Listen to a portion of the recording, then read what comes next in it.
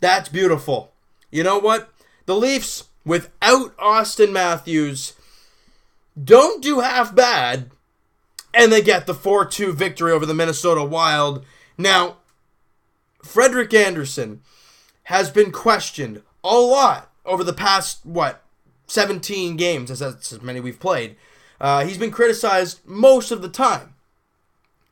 But today, he was fantastic. He's the reason the Leafs win this game. I mean, obviously, they come up with a couple clutch goals, but Frederik Andersen, 2 goals on 37 shots, and they were some high-quality chances, but he did a great job steering, not giving away juicy rebounds, pushing pucks to the side, hanging on to them, doing a really, really good job. And the Leafs had to sprinkle some goals in there. Without Austin Matthews, you got to find ways to score. I thought William Nylander had great jump in this game. He looked really like he was, he had to be because Austin's not there, right? He had to be that extra guy. And he was. He was very good. But let's look at this first goal. Greasy. Very greasy. But I don't care. It finds the back of the net. That's all that matters. Morgan Rielly, point shot. Tipped briefly by Nazem Kadri. Bounce off the boards. Comes back. Hits Dubnyk's skate and into the net. It goes behind the net. It goes in the net. I don't care. It's a goal. Leafs up 1-0. William Nylander grabs the secondary assist as he dished it to Morgan Rielly there at the point. Then Zucker ties it up with only 1:45 to go in the period. Real killer there. However, the Leafs don't let that get to them. They get into the intermission, a 1-1 game.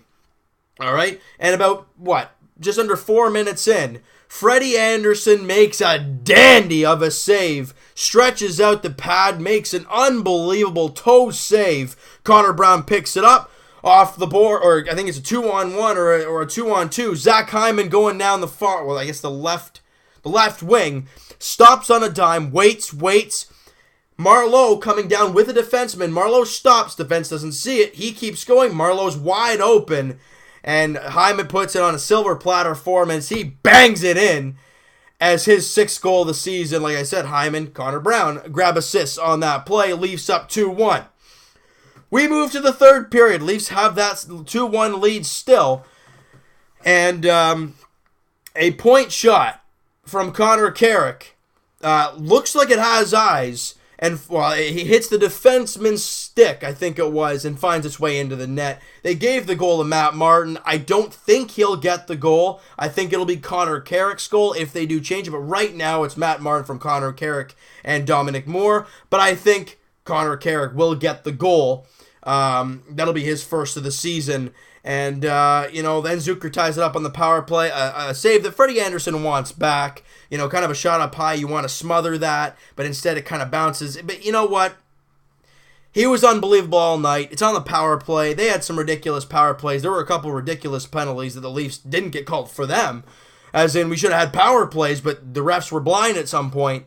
But the Leafs were able to hang on, scrambling. It's a 3-2 game. All craziness happens. Connor Brown steals the puck away with the empty net and finds a way to nice chip it into the open net. His 7th goal of the season is the empty netter. Leafs win 4-2. Now, the shots suggest that the Leafs got outplayed a mile. Now, there were a lot of times, yes, the Leafs didn't look great. But some of those shots were fired on goal from bad angles and all that kind of stuff. The Leafs had 19 shots, but 4 goals.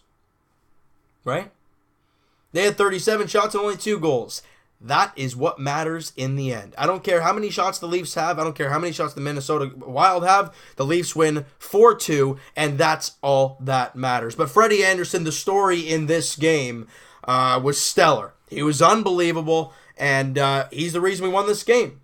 Now you look back to that Vegas game where, yes, he gave up that really, really bad goal to tie the game and send it into overtime. But down the stretch in the third period, he made some big saves. In overtime, he made some big saves, and he had a clean slate in the shootout to win the game for the Leafs. You look at today's game, he was unbelievable from start to finish, and the Leafs get a 4-2 win.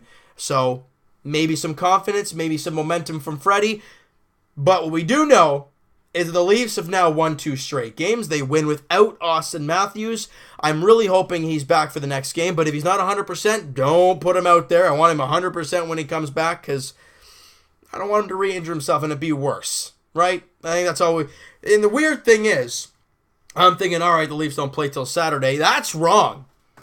The Leafs play Friday and Saturday. That's very odd. Both games, Boston Bruins, home and home. So we play at home Friday against the Bruins, and then we're at TD Garden on Saturday night, where we have very bad memories from. But you know what? This team's a new regime. Don't worry about that past.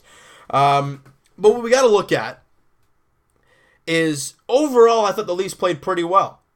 You know, as much as the shots suggest, they gave up almost 40 shots, so they didn't play a great game. But I thought they looked okay. I thought they looked all right. I understand they gave up 37. They only had 19 shots. But you're losing your top center. And a big problem in this game was your defensive zone faceoffs. Austin Matthews, one of your better faceoff men, is not playing. So you have to try and find ways to win in other aspects of the game.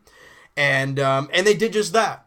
You know, they made those chances to a minimum. Freddie was great, and the Leafs capitalized when they had to.